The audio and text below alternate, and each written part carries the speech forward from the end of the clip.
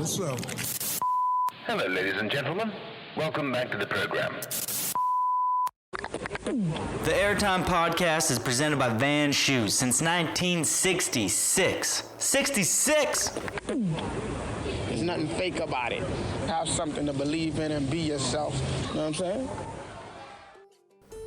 Ladies and gentlemen, welcome back to the podcast. For today's guest, we have Buff, aka John Buffery, on the show. An absolute legend who understands snow safety like no other. He's been in the game for years and years and years. He was Craig Kelly's personal guide. He's worked with Travis Rice. He's worked with Will Smith. He lives in Nelson, BC, and we cover a lot in the snow safety department. If you and your friends are planning on being in the backcountry this year, this is the episode that you and all of them want to listen to so you can make better calls, safer calls when you're navigating through backcountry terrain. Thanks again for coming on the show, Buff. You're an absolute legend. Quick word from our sponsor, Vans. Big shout outs to them for supporting the podcast and making Simply the best snowboard boots in the business. The boots I'm going to talk about today are the Verse and the Sam Taxwood High Country and Hellbound. Both of these boots are the boots you want to be riding if you're out in the mountains shredding POW, snowmobiling, touring, splitting, whatever you're into. If you're into the mountains, these boots, they got you dialed. They not only have the support you need, but they're going to keep your feet warm and most importantly, dry. They have a zipper on the front that closes in the laces, or on the Verse, the boa, so no moisture's getting in your boots, so you can keep your feet nice and toasty warm, and yes, as I mentioned before, dry, which is super important when you're out in the mountains, because, you know, God forbid something happens and you got to spend the night. You're going to want to have some warm, dry feet. If you're into the backcountry, check out these two boots. On to the show. As well. Yeah. Good to hear.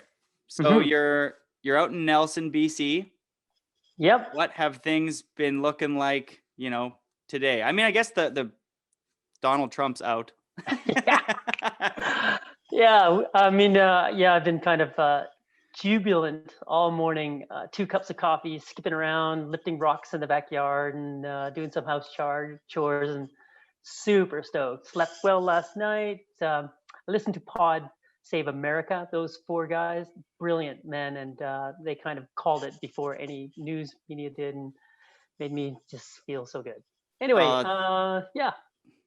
that's been my morning. Stoked. That's good to hear. I mean, you I don't know if it's the right term, but to me, you're a snow scientist in a lot of aspects, especially in the backcountry, snowboard, skiing, road safety, a lot of stuff, ropes. I mean, truly, someone who gets voted out that doesn't believe in science. And if you've dedicated just your whole life to, those kind of figures and terms, it's kind of demeaning to everything you've ever done in your life if somebody's telling you that, science isn't real. Yeah, it's true. Jody, I think I'm more of an advanced practitioner. I've taken the studies of scientists proper, the people that actually look inside a cold room at how grains develop and grow. And I've taken that into the field to see how practically it applies to our lives as we move through the mountains. There's a little bit of a difference there, but so I would say that I appreciate you giving me the accolades of being a scientist, but I'm probably more of a practitioner. Okay, well, to me and my knowledge, Sure. yeah, you're the teacher, the sensei, and I'm the student, you could say. Thanks. All right, thanks. So Man. I'm just very grateful that you set aside some time to be on the podcast, and there's a lot of things obviously I want to go through, but I've done my homework on you. I know a lot about you. I've nerded out. I know that you live in Nelson, but before Nelson, what was your childhood like? Where did you grow up? Wow. Right. Whew. I grew up with a family of 8 kids, and my dad was a bartender and boxer his entire life. So we kind of lived in the suburbs of Toronto. And for whatever reason, I wanted to just get away all the time. And my mother bought me skis when I was 8, and I traveled the ravines in and around our area and learned to ski. And then I left Toronto to go to university in Thunder Bay, and I wanted to be outside. I wanted a job outside, and I studied forestry, graduated there, and got my first job in BC as a timber cruiser in Winlaw, BC, which is the best job in the world. I had a map, compass, aerial photos, and a partner, and we just ran through the mountains, measuring exactly where we were with photos, area, maps, and measured trees. And I made, back in the 70s, that I made huge money. I bought a truck, and I was like, I like this. And Nelson was this rustic, old, logging town, a little bit decrepit, but like old, big trees. Being a tree guy, that were not indigenous to this area. And I just fell in love with the large canopy, Victorian homes, the stones, walls everywhere. It's the coolest little place. And just the snow, it just was like, the snow was crazy. So much snow. And while I was going to university, I was a ski patroller, which evolved into where I am today. Wow. So what would have intrigued you? Did your dad's job or something like that bring you to the West Coast? Or you said you were, a kid running wild with your new skis, running up and riding the, what you could call more hills when you're living in somewhere like Ontario. Yeah. And then you go west. How did that look? Did you get a train? Did you hop on a truck? Like, how did you get out to BC?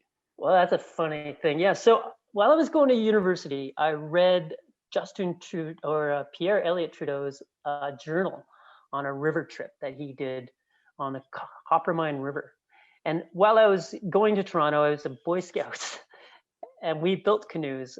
Anyways, it inspired me so much that after we graduated, we jumped on a freight train out of Thunder Bay and went eventually to Yellowknife, and then had these canvas-covered cedar strip canoes and paddled 600 kilometers into the Arctic Ocean from just north of Yellowknife.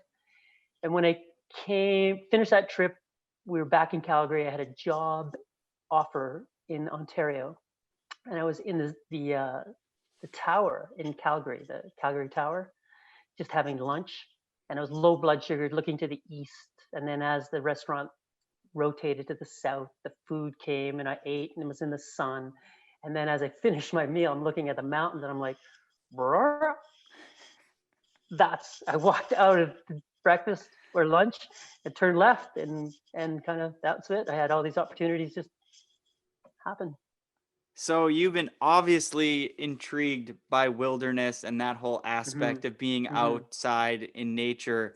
I'm curious, the canoe ride that you mentioned, Yukon, the canoe ride, like, what was that like? Who are you on the trip with, and why?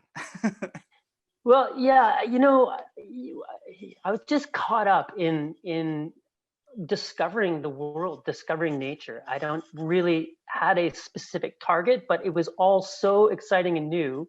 So you when you read something and you're inspired by it, sure, you dig into it further.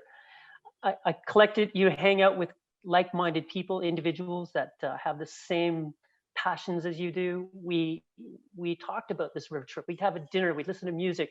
We all carved our own paddles out of pieces of ash and maple, and then we decided, yeah, let's just let's take this adventure on. Let's have this adventure. So we all collaborated together and had these. We did it traditionally, like the Courrier de Bois. We used cedar strip canvas covered canoes. It was 36-day long trip. We tumped Wanigans. It was really old school traditional way to go. And were you doing this adventure for like a job, or is this just something that you were intrigued? This is just like a passion project. You were just out there carving wooden. That's amazing. So how would you have carved these paddles? Did you just have a really nice knife? Because I bought a really nice knife the other day, and in order to carve stuff with it, like, that blade needs to be sharp. Yeah. Well, one of the guys that's with us, he was a carpenter, and he got us tools to do that, and it was crazy. Yeah, we just get together, have dinner, music, carve, whittle. I guess. Yeah. While we worked, Nate, and anyways, yeah,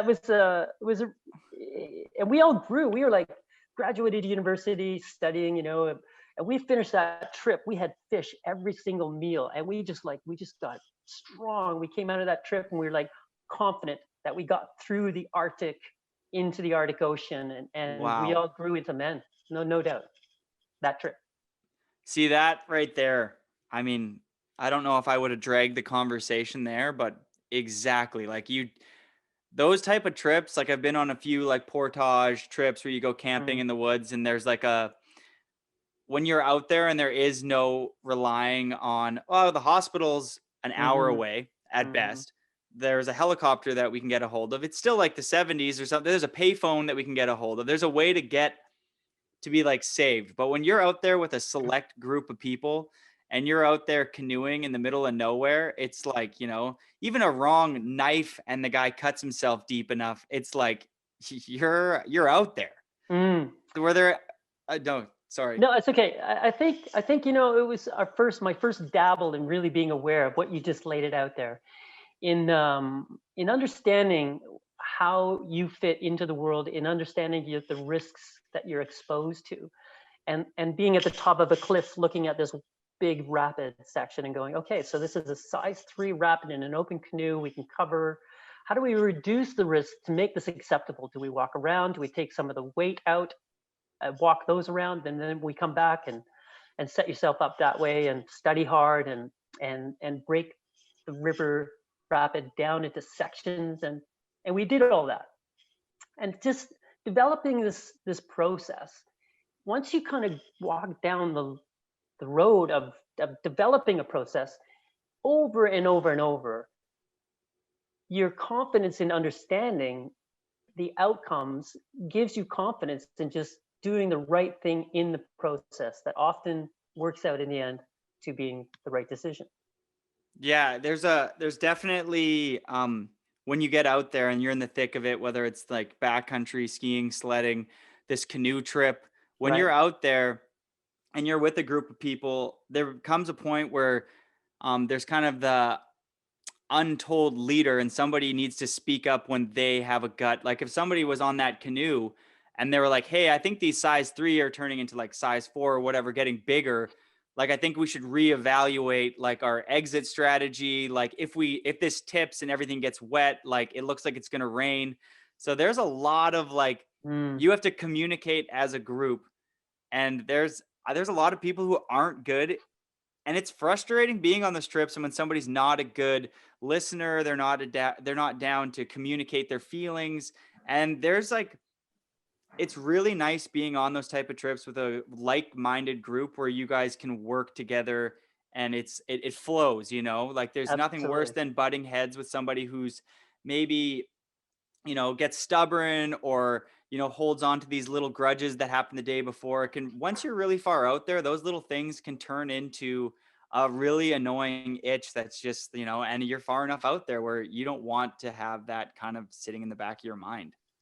I totally agree, man. Once you coalesce with your group, like the people you go out and ride with, or a bigger major project like Travis Rice, when he comes out to take a task in our area, he has a group of people that he connects with because we've had that cohesion. We've got together and we've had these experiences and challenges and really tested ourselves that we have, exactly as you just laid out there, a regiment of communication, discussion, and then we laid out what the action's going to be, and then a pretty good treatment, like movement of how to get our task done. Just kind of revisit it all the time. Yes, for sure. Gathering together a group of like-minded people, like I did in that Coppermine River trip long ago, it's just like you just laid it out. Developing a good group of people that you have confidence with, you can move forward and further with the challenges you want to take on, and that's what I have done at Baldface. That's one of my greatest communication things. I talk to a group when I have a new group. I say, hey, at the beginning, if we can ride together through the mountains well, fast, effectively, efficiently, we can go and do stuff. But if I have to kind of reel you in and round you in and you don't hear me, I can't take you to these places. And when you have buy-in from that point, people are just like, oh, okay. And they get in, and you can see when somebody gets, offline or falls and somebody else helps them up, and they're just like, they come in when I stop and they come in and there's like, boom, boom, boom, boom, boom, boom. You're like, okay, let's go. We can go and go and go. Yeah, you kind of work, like I mentioned earlier, it flows. And there's nothing worse than it not. I mean, I couldn't imagine having, you work at Baldface and you work with a bunch of these.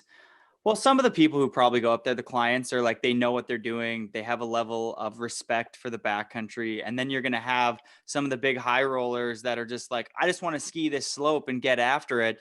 And you have to be like, well, there's a certain amount of risk because of, due to that aspect, or it's getting warmer in the day. And, there's really shallow rocks and those are heating up. How do you navigate those, like, immature, kind of fiery, just want to get after it kind of crews? Yeah, you're right. Most of the people that come up to Baldface that want to have that experience, they're advanced riders. They're advanced recreationalists for the most part, and they do understand for the most part what they don't know, and the whole guiding world internationally. We are recognized, if you're a guide, to have a skill set of traveling through the mountains and understanding the hazards and risks. So people pretty much do just give you that. But saying all that, people get caught up emotionally with what it is they're doing or want to do, and it takes over for sure. So you do reel them in. There's a whole bunch of different psychology on how to do that, which comes with time and experience as a guide and guiding. If you want to develop it, sometimes people don't do that. There are guides that are more autocratic and really forthright with their ways. But the more modern Canadian guides, they're different. They are more of a human, where they understand how to develop a communication with people that are having a bit of a struggle. Yeah, well, there's a lot of different ways to teach, and not everyone learns the same way. And recognizing that as a guide is a really probably sought after skill, because there's going to be stubborn people, and you'll have to talk to them differently than somebody who's had too many drinks, and maybe you have to park them aside or whatever. But the thing that I think you said there, and I jumped on the phone with my friend Chris Rasman, who rides a lot of backcountry, before I jumped on this call with you. He's been getting out there more and more, and whether it's Travis Rice or riding with our crew, the Man Boys, his life is dedicated to in the mountains. And he said it's interesting to note that there's kind of 3 stages. He thought, well, there's the new stage where you're young and you get out into the backcountry and it's exciting and nothing happens and everyone's safe at the end of the day, and you kind of build up this like unafraid mentality that's like everything always works out there. Like, I hear of avalanches, but from my knowledge, we're not in avalanche terrain. And then there's like this stage 2 of you kind of build up riding locally, and you begin to deem certain zones as safe, and you build up like this cocky mentality. It's like your own backyard. And so nothing ever slides here. We know a level of comfortability, that slope never goes, etc. And then there's stage 3, where I feel like when you've been out there long enough, you hear of the nightmares. They may have happened to you. And and especially when you've been doing it as long as us, there's a lot of like, things that could have easily been avoided when there are dangers. And I feel like slowing down, and if you can skip stage 2 of being like the cocky, it doesn't happen to me. I think that would be amazing, because we've dodged some serious bullets out in the backcountry over the years. And a lot of that is just due to building up a false sense of security in your own backyard. Yeah. You're right. Chris has been really great to kind of watch him come into his own with his big riding, big mountains, and his own board now. And it's really cool to hear you reflect on his input on it. I totally agree. There's if along the way you see it in my teaching, where when you give information to people and they come to their aha moments, like the course that you did up at Baldface last year with the risk maturity, there is nothing like seeing where you can give a discussion where people can kind of take some of the information you're giving them and then apply it to how it actually fits in the model of what they've done, and they have that light go on, the aha moment. Those are really, really amazing, because you know that when it's learned by the human themselves, it's learned. Whereas if you have to tell somebody and they have to be told proper, it doesn't really kind of go to the core. Doesn't Whereas sink. if it's self-learned, Exactly. it's the thing. So there's a tricky, it's a delicate way to teach, to just give the right information so people can have their own aha moment. So that's what I found. It's interesting to see after some of these courses over the years where some people will finish a course and go, oh, great, okay, I'm good. I got this, I'm in. Whereas a lot of others will just go, holy moly, there's so much I don't know yet. I feel like that's the biggest takeaway for me in this Baldface course is going into it. I was like, I feel like I know what I'm doing. Like I'm safe out there. But that famous quote of the more you know, the less you know. Mm-hmm. Like the more, you look, I mean, you've been doing it for so long and you're probably like, there's still so much to learn. So where like most people would say there is no, like, if I reach this level, I know everything about that. But once you explore that level, it breaks down into, smaller and smaller levels, and it's never ending. It's like space. Totally, man. The way to kind of look at it these days is to use a term of the uncertainty. You hear it around a lot these days. If you break uncertainty down into two ways, there's the uncertainty of things you don't know because you haven't had the experience yet or the knowledge, and there's a gap between understanding what there is yet to understand that you can close. You can get information. You can go dig a snow profile. You can take an avalanche course. Then there is the other uncertainty, the other unknowns, where they exist. You don't know what they are because they will always be there. And you just have to, that's the one that you have to always take into consideration, that it exists. And you may never know the answer, but you'll be in pursuit to try to figure it out. And I think that's the key too, is to try to know that there are answers to be had, but don't be complacent with finding an answer. Don't believe it to be the absolute truth. Take it as a point in time where you may have some insight, but not absolute truth.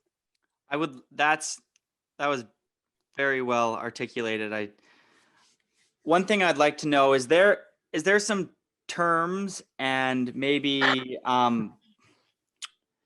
some things that were put in practice for a long time that you would deem as a dated way? You know what I mean? Like if you're constantly learning, it's 2020 now, I'm assuming the backcountry skills from when you said you've kind of got into this, you moved here to Nelson in the 70s or 80s or whatever, when you get into this whole guiding phase in, the early 80s, I'm assuming, there's probably a lot of practices that were set in place, like, and thank God they're not set in stone. You know what I mean? That's the thing is that, like you said there, just because you're told something doesn't mean to try and dive into it a little deeper, because once you do, and once you're knowledgeable enough, you might be the person to rewrite how that could be, that one, trait or whatever can be perfected a bit more and fine tuned, especially like the way everyone learns and the way a beacon learns. There's just so much that goes into it. And it's kind of like a never ending, deep, dark black hole of learning. And the only way that you keep learning is by scratching that itch. So is there anything that you would say is kind of dated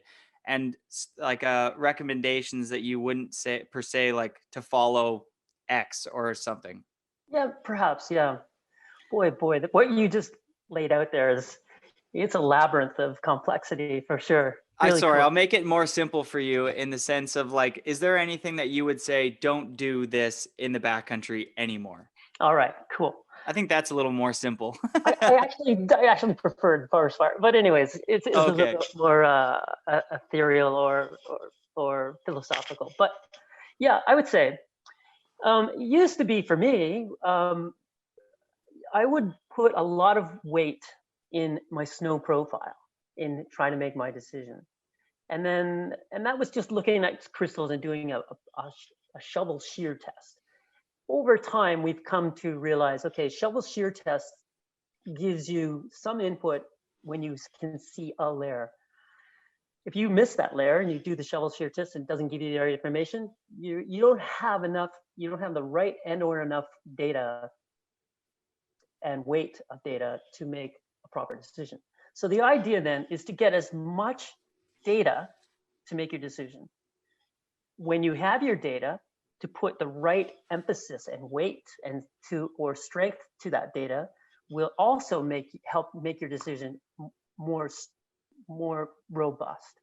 So what happens when you do a snow profile? It is a piece of information. It's a data point in a large decision with the consequences being mega.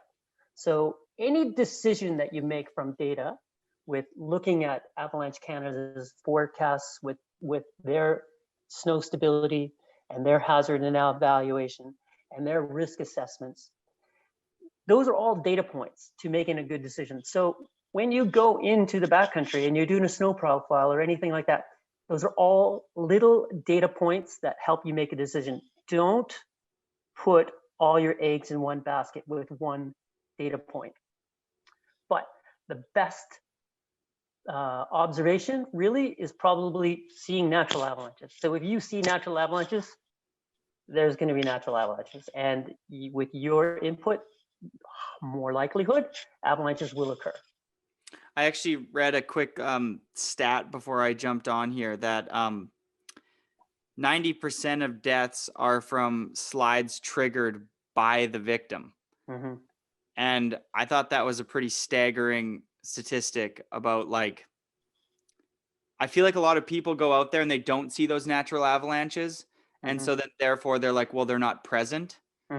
And I think what you said there about there's a lot of different slices of the pie of knowledge, like whether it's going to Avalanche Canada, whether it's like having a safe group, whether it's stopping at the bottom of the terrain before you're going to, jump into riding it and looking at it with the entire group, including the filmer and the photographer, knowing where everybody's going to be set up, knowing your exits and stuff like that, and slowing down before you just jump to ride a face. Cause that's a staggering statistic that 90% are from triggers by themselves. And I'm wondering, if you're out there, where are the eyes on those people?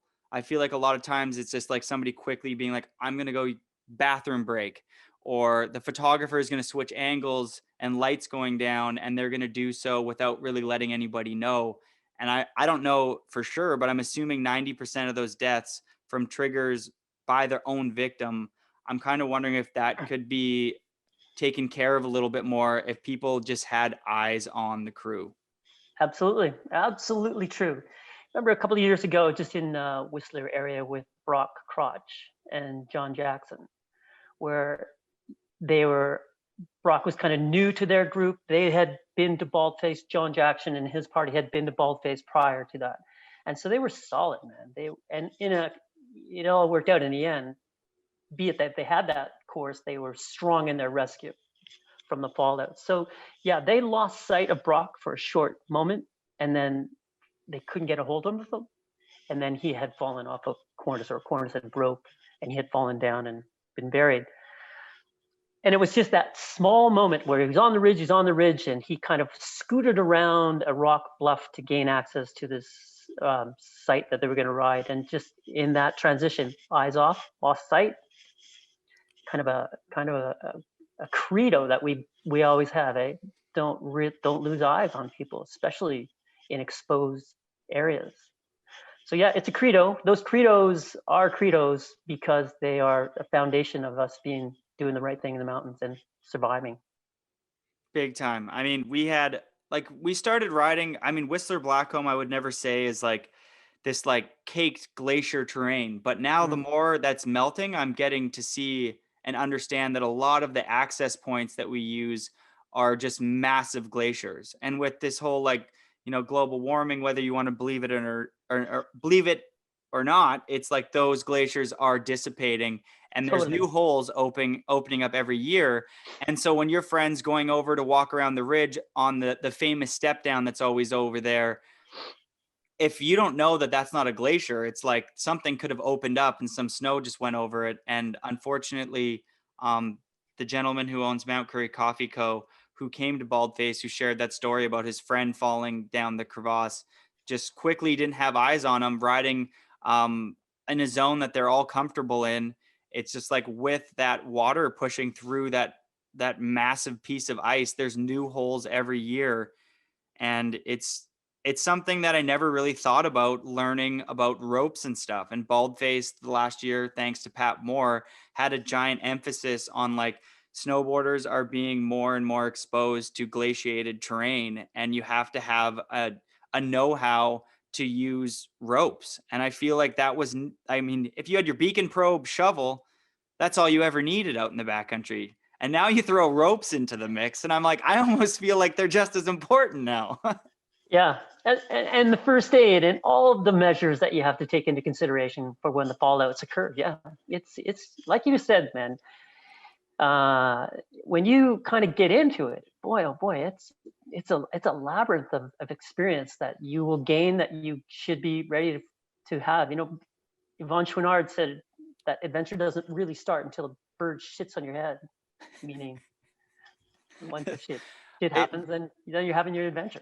Back to Rasmus's little stages, you know, we didn't even think that injuries and avalanches happened. I mean, my crew has been, someone like Matt Belzil has been filming out there for, you know, almost 2 decades, and Mark Sollers and Rusty have been filming out there for so long. Yeah. And just by dodging bullets simply have never really been put in too many bad situations. And then we have Craig McMorris, who were way out there, has a compound fracture and his bone sticking out of his leg.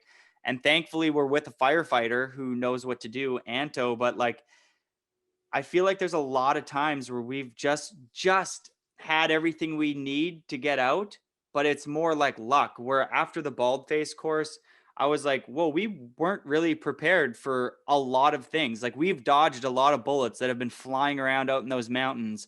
And if you can limit the amount of bullets that are flying from just a simple course, and just a little bit more knowledge, it's like so important.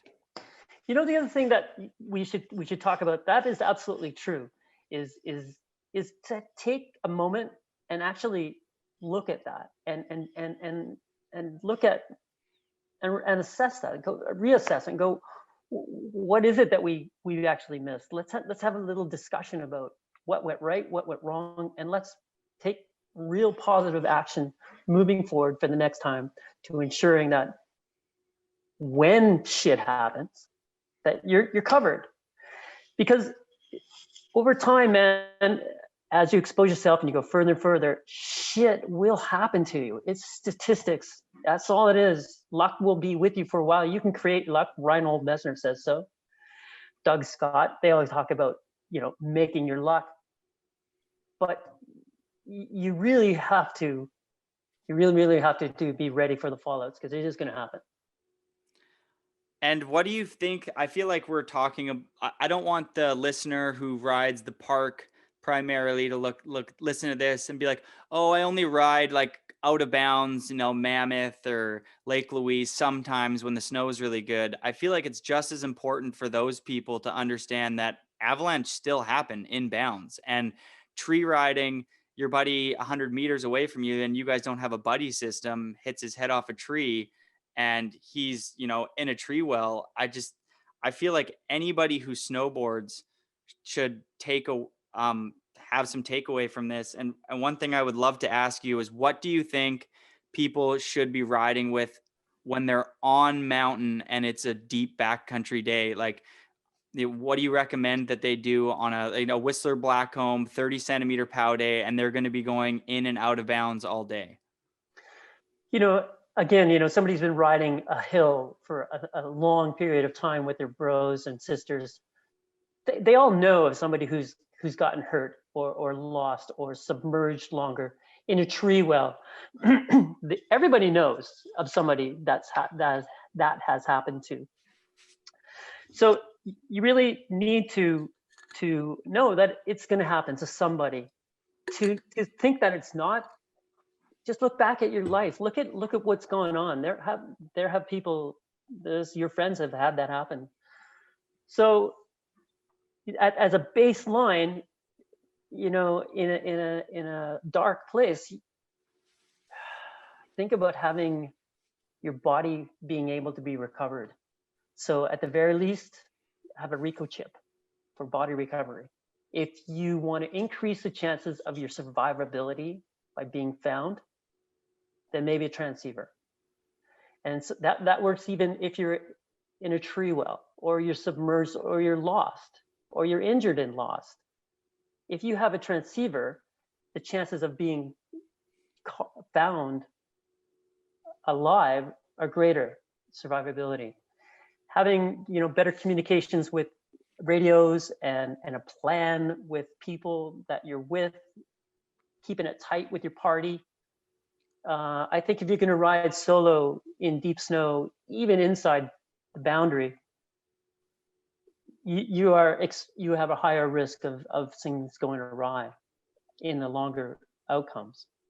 So yeah, man, you really do have to kind of like take a moment and step back and don't be so flippant about it. Be real. Look back at what's happened. We talked about this earlier. When an incident occurs, do some self-reflection. Just figure it out. If I want to keep going into the future to do this, which you do, then do the right thing. Just make yourself stronger, better, and you know what? You'll have a better experience for sure.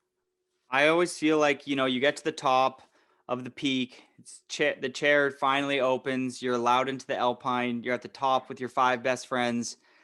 The one guy knows the terrain well, the other guy, he kind of is a local. Somebody else wants to go in this direction and this direction, and then 2 guys are new.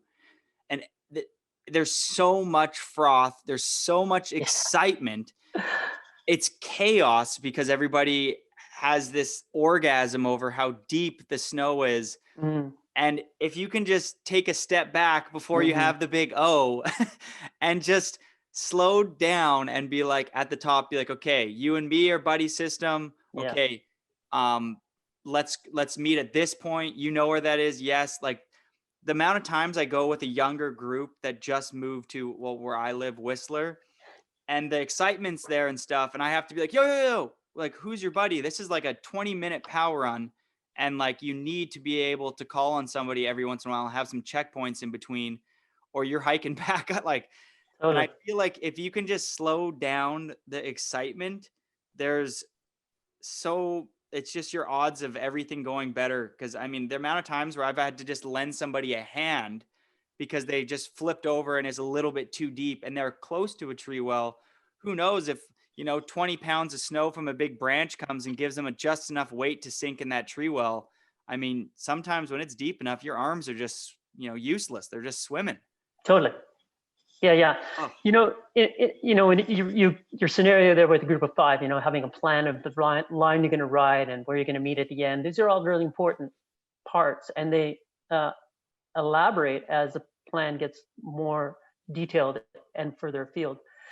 When you do all of this as a group thing, the philosophy that's really worked for me is having everybody's input is really important. So everybody feels heard. And like you were talking about earlier, if you have somebody who's not gonna like experience, but doesn't know really what to say or doesn't want to say anything, it's important for the group to kind of like pull it out of them just a little bit. Hey man, how you feeling? Are you good? You good with this? And just give them a moment to just say, I broke my toe strap. Something like that, just so and you're like, oh, it's not a big serious thing, but it's a consideration to be put into how you're going to ride the line, what line you're going to wear. Maybe you're not going to take the big air, maybe you're just going to ride deep pow, whatever it is. But the whole thing with it is, generally, as a philosophy, the person who has the most experience is the leader. They are. And legally, if shit happens, that's how the court of law is going to look at it. So the deal is everybody has input. Once a decision is made of what you're going to do, The leader is the one who kind of initiates it. They're the ones, and everybody acquiesces to it. Everybody else says, okay, you make the call. And that's maybe the guiding world that I come from, but it's organized, and it's great. Then, that person says, okay, we're all in agreement. You got a partner, you're going to partner this part, these two here, this way. Okay, 5 seconds between. Okay, let's go. And it's important that somebody orchestrates it. Everybody gets input, one person orchestrates. There is nothing worse than being, and I've been in that shoes, where you're the shy one who doesn't want to speak up. And it is horrifying being like in your sled helmet, just completely quiet, being like, I don't feel comfortable at all going up here. And a lot of the times I feel like it's not per se the dangers of the mountains. It's the dangers that you might be putting on the group, being a younger, more immature, unexperienced backcountry rider. Like if you're going to be sledding out another 20, 30, 50 kilometers and you're not feeling that, comfortable on your gear. So it could be, if you're touring, your split setup or something like that, like you mentioned, the binding ratchet, or maybe you didn't tell everybody in the parking lot that your batteries on your beacon are really low, or maybe your sled hasn't been riding that good, or maybe you see some clouds that are coming in that seems like, weather's socking in. And if you're all the way in the Alpine, you're not gonna be able to see shit. And sledding around when you can't see anything is absolutely horrifying.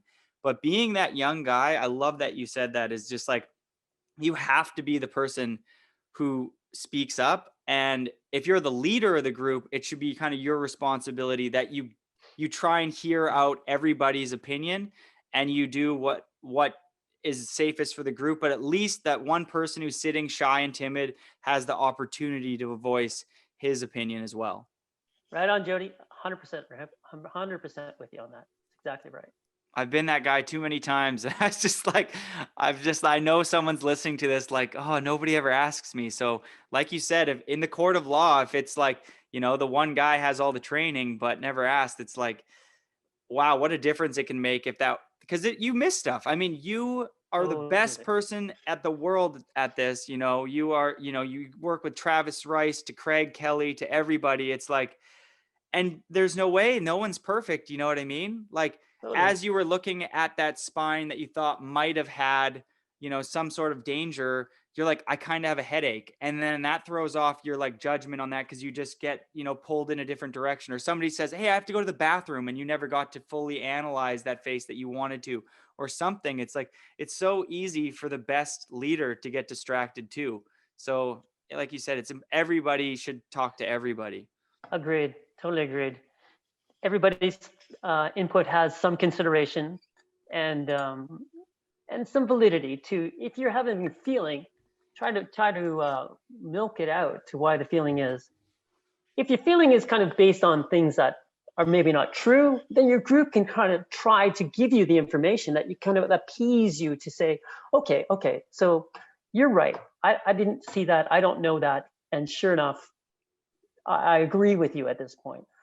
So it doesn't mean that anything and everything that's given input is given absolute credence. It's like the data. The data is good data or it's bad data. And if you don't have a lot of miles and you see something, you say it, if somebody has greater experience, they can say, well, that's something that's not relevant to this situation. Everybody can have input, and then that person is satiated. This group is stronger now because it's been said, and there's confidence, and they're like, oh, okay, we're on it. We're moving in the right direction. That what we think we're going to see is what's happening. If you see something that you didn't understand to be true and kind of took you by surprise, give that some good weight. That's an interesting piece of data to help you make a right decision. One time I was hiking, and I was just hiking alone, and I was using my snowshoes, and I was hiking up to this line, and I was way away from everybody, and it was one of my earlier years, and nobody had eyes on me, and I'm walking over this convex roll, and I didn't know a lot. I knew you weren't supposed to walk over convex rolls, but I was like, there's anchors below me, and I think I know what I'm doing. Although looking back at that exact face that I've sledded by quite a bit now, it's like terrain trap at the bottom and stuff like that. And sure enough, while I'm boot packing up, it like fractures, and it just like the fracture goes like super far, and the snow just drops about like 3 feet. Was like, and I was like, my heart just sinks. I almost puked. I didn't have radios. Oh, There dude. was no emphasis on. I just thought if I had a beacon probe shovel, I am safe in the backcountry. That's all I thought. Like I read a book. I took one course. Yeah. A few years before. Didn't take a refresher, and my backpack's at the bottom. Oh. Nobody has eyes on me. I mean, I have a beacon, but I've done a few, like, 2 years ago, I did a few searches, but I haven't, it's like, I just think that everybody at the beginning of the year it's November right now. The importance of like taking some refreshers and stuff like that are so important. So my recap on this whole statement is, where do you think people should start with like a basic course or something like that? Like, what would you recommend? Is there a certain course that you would say people should be taking if they're excited to get out in the backcountry and be safer for themselves and their crew? Well, it's really cool. That's a great story. Thanks, Jody. It was terrifying. Yeah, you know what? But those are the lessons learned, man. That's what we were talking about earlier. It's just that you learn a lot, and it probably yeah motivated you to That do was the right thing. that was the decision for me I took another course that year with my friend Jay Kuzik, because I was like, whoa, that's real. Like I've never seen anything like that so close to me. Mm-hmm. And I never have I felt so alone. I was Mm-hmm. like, oh, this is it for me. Mm-hmm. Yeah, totally. Go to, we in Canada here we have the greatest education process in the world for understanding snow and mountains for travelers, recreational travelers. There is so much information on the Avalanche Canada website. There's now a online course that is, I think it's free, and it's a prerequisite to moving forward with the industry courses. But that's where I would go first. Get some good information on the theory, and then from that point, how to use a theory practically. Be competent in traveling in the mountains in any way, down and up, snowshoe, splitboard, however it is you want to do that. So be strong in your mountain travel skills, and at that point, go to your local ski hill and see if there is a course that the ski patrol is offering, or someone that's local that can kind of take you to your local hill and show you the shit that has happened in terrain that you know. And then I think those are really good educational steps to start. It's definitely it's crazy when I mean, I've lived in Whistler for 17 years, and it's wild to see some people riding certain terrain, and I'm like, I've seen that slide, Mm-hmm. and it is terrifying because everyone else is like, oh, it's in bounds, it's safe. Mm-hmm. It's like ski patrols can't save everybody's life 24/7. You're still riding on a mountain. Mm-hmm.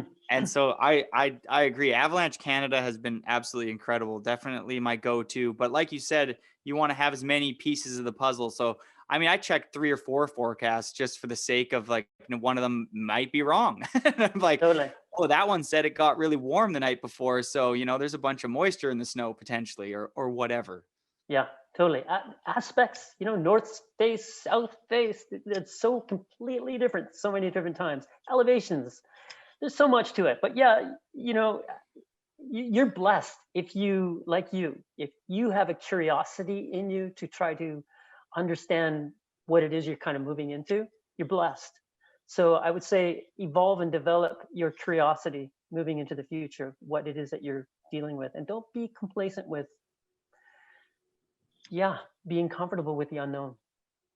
To me, educating yourself is you're paying for a seatbelt every year. You know what I mean? And the more seatbelts you can buy and the more airbags you can buy, it's just like, the better chance that if you get T-boned or something like that, no one's expecting to, the better chance that you and the rest of your passengers are going to be okay. So, I mean, I would like to continue to add to my tool belt, especially as we just mentioned, like the more you know, the less you know.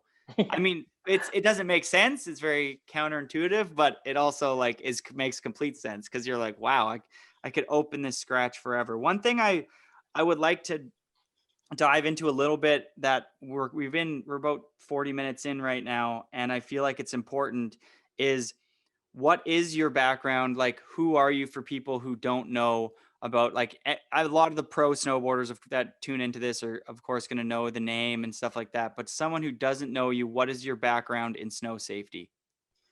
Um, okay, cool. I worked, I became accredited and certified in snow science with the industrial avalanche courses in the very early 80s, 80, 81, 82.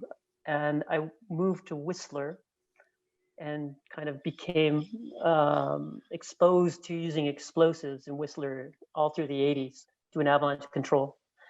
And then in my days off, I would always go ski touring up in Duffy Lake or Nice. anywhere, everywhere. And then in the summertime was climbing, climbed in Yosemite, climbed most of the big walls down there. Back in Canada as well, climbed in the winter, did some first ascents and some ice climbing. And then that all accumulated into the mid-late 80s to look at expanding outside of avalanche forecasting and control in ski patrol to doing more guiding. And I started that path down into the accreditation of the Association of Canadian Mountain Guides as a ski guide. And then I was exposed to some snowboarders from Europe when I was a ski guide in the late 80s when I was working for a helicopter ski company. And it kind of gave me inspiration to look at that mode of traveling through the mountains and went, that looks really fun. The conditions we had at that moment with this group from France was challenging for me on skinny skis. It was a wind slab high up in these alpine glaciers, and they were loving it, just ripping it up. And I kind of like, well, yeah, I do really need to do that. So I kind of got into snowboarding at that point. So I was an accredited ski guide that was also a snowboarder, and then that just gave me kind of exposure to some, as a snowboarding guide, gave me sites for people doing film. Jacques Oiseau, who lives in that area, he was working on a film and asked me to be a guide for the snowboarding group. And you know, being in Whistler, riding steep terrain, hard terrain, working in this heli ski company, working in guiding in steep terrain, I was pretty comfortable in steep terrain and had at that point, 10, 12, 15 years of serious snow profiling and studies in the evolution of understanding snow in our whole association. So it's kind of this accumulation of snow knowledge and snowboarding experience that just gave me this niche to be a snowboarding guide with a strong background in snow science. And that went on into, I think, sometime turn of the century, where I started Baldface with Craig Kelly and Jeff Pensiero, and then evolved into this government job where now I'm a technical advisor for the entire province's avalanche program. So there's 8 teams throughout the province that do amazing job with throwing explosives on slopes and in different ways via helicopter or other devices. And they are really great people. And I'm mostly their technical advisor, just helping them do the right thing. And started teaching sometime in the 90s with the CAA and my own courses. I had started a course in the early 90s called ASK, Ask, Avalanche Safety Knowledge. And that was a point where a lot of the guides that guided Baldface all took that course, and we all just kind of coalesced to be, the guides in Nelson. I can't overlook I mean, all of that was amazing, but Craig Kelly, you knew him personally. I mean, you said you potentially started Baldface with him. Just what was he like? What was your relationship like? When did you guys meet? Sure, yeah. He was a gem of a man. He was a smart guy, reserved in so many ways, uh, so driven, like nobody I have met yet, even to this point in time, where you couldn't really get in his way. You can give him input, don't get in his way. Anyway, I was working on this film, as I just laid out there. Jacques Wiseau asked me to help with, and I think Jacques Wiseau, Craig Kelly, Tex Davenport at the time, their experience that they've had with guys as probably was a little bit negative, with kind of the teacher telling them what you cannot do. And I think, be it that I had ridden in big steep terrain and guided in steep terrain, I was a little bit more comfortable in riding big terrain, though I wasn't riding what they were riding, but I was able to get to the top and assess with them and talk to them a little bit about it, and allowing them to do what they wanted to do, make sure camera was in good place. Partway through that shoot of this film called Exit, where I met Craig Kelly, we had a down day, and he said, "Hey, could you show me a little bit of rope work like you were talking about earlier?" In his exposure, we were up in the Mount Kennedy area in the Yukon, and you could see huge crevasses. And he's a smart guy, man. He could see where he wanted to go and those hazards and how to mitigate that. So I said, "Yeah, sure, I could show you that." And I didn't know him very well either. I knew him as a brash, bratty, snowboarder, as I was a skier.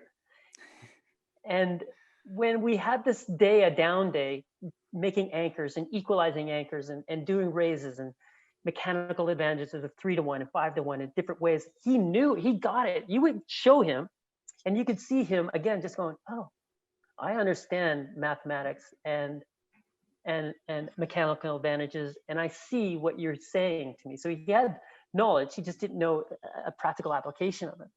So it's really cool. So at that point, he actually said to me, he said, "So what do you do?" I said, "Oh, I work in this backcountry lodge as a ski guide and a split board guide." And he went, "A what? A what?" I said, "Yeah, I'm a snowboarder."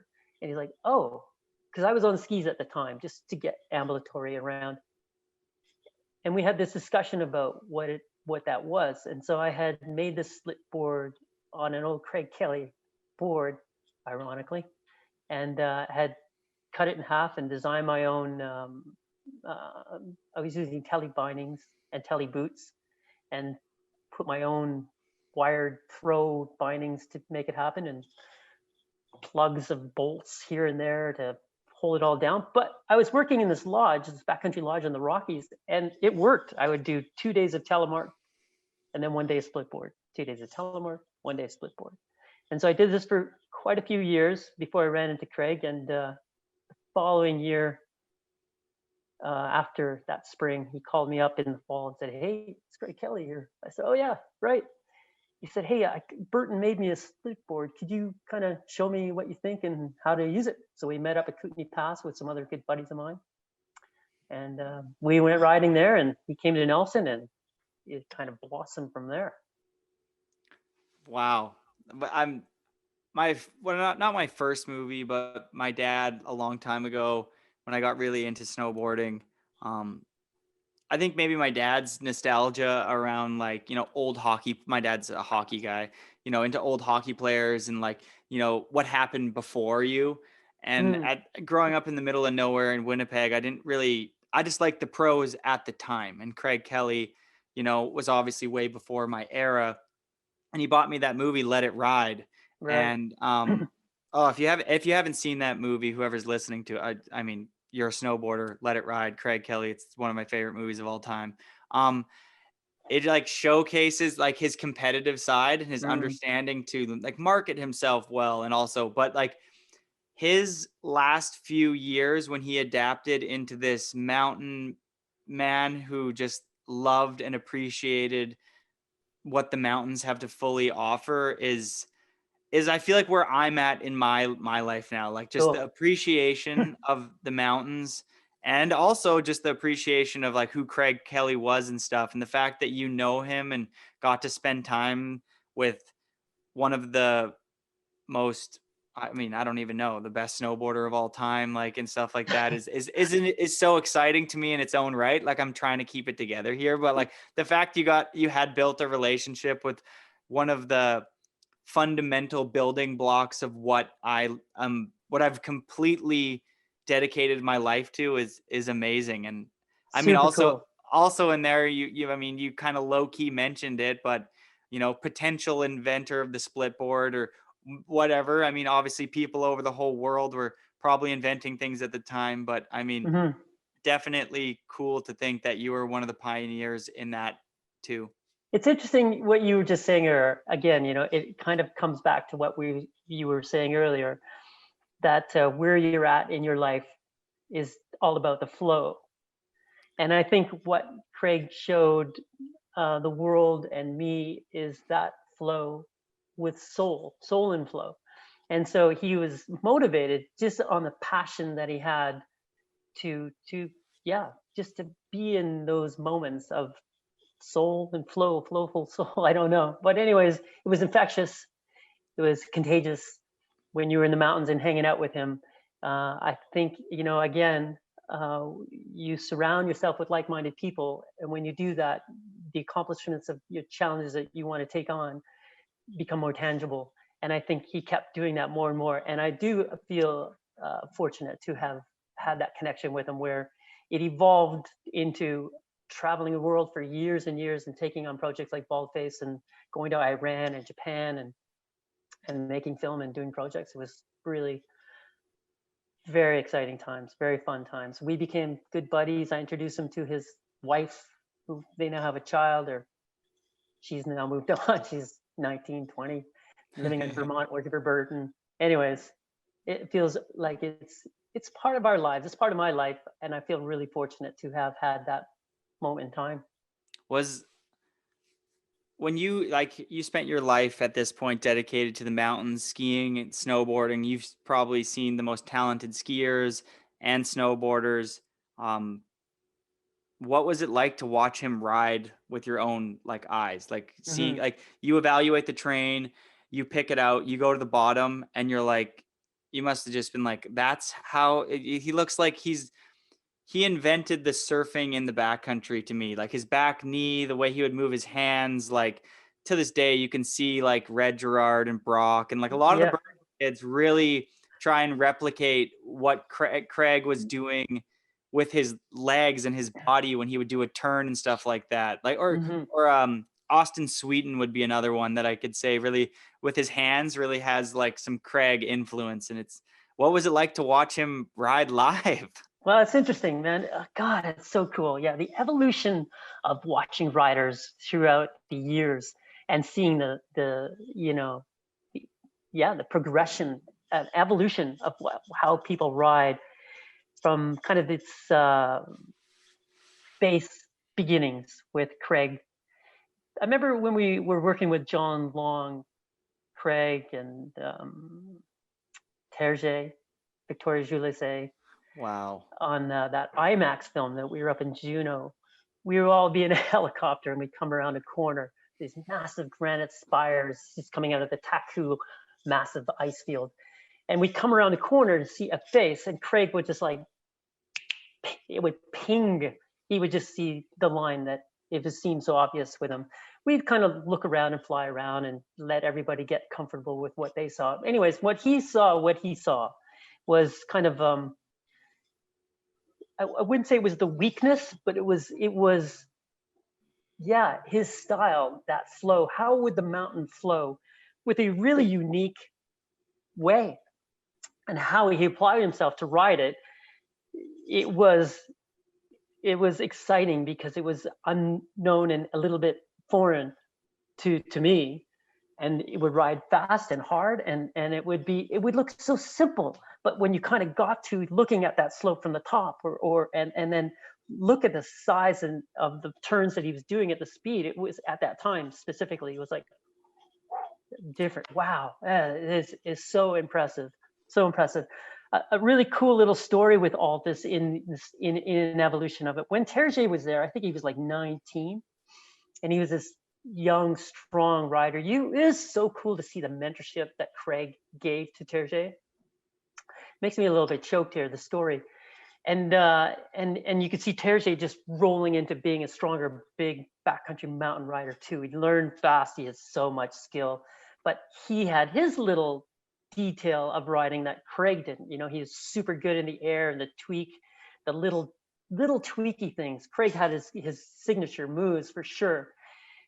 And then watching Terje over the years kind of do well. When we've had that first, or was it the second race or that competition at Baldface, the Ultra Natural? Yeah. Mark Mcmorris came on because he had just won the X Games and he was invited. It was kind of a wild opening, and he was young. He was like 19, 18. I remember watching it well. And his first run, he kind of tumbled, and it was exciting for him, and it was massive. It's like a steep run, as you know, with those big, huge jumps.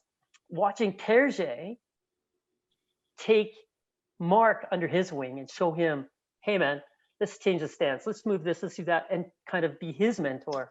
It's so cool to see the succession of mentorship of who these people are and how they ride, and seeing the development of that skill sets.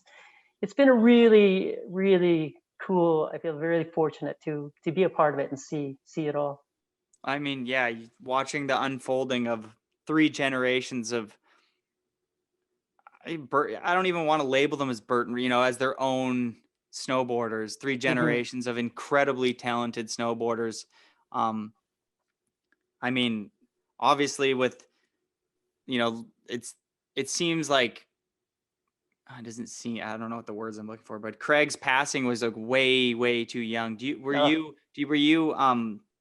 you there on scene? Were you guiding that day or? No. No. Yeah, he, in the whole pursuit of doing your accreditation to the guiding, there's a lot of stages and steps to learn all you need to know.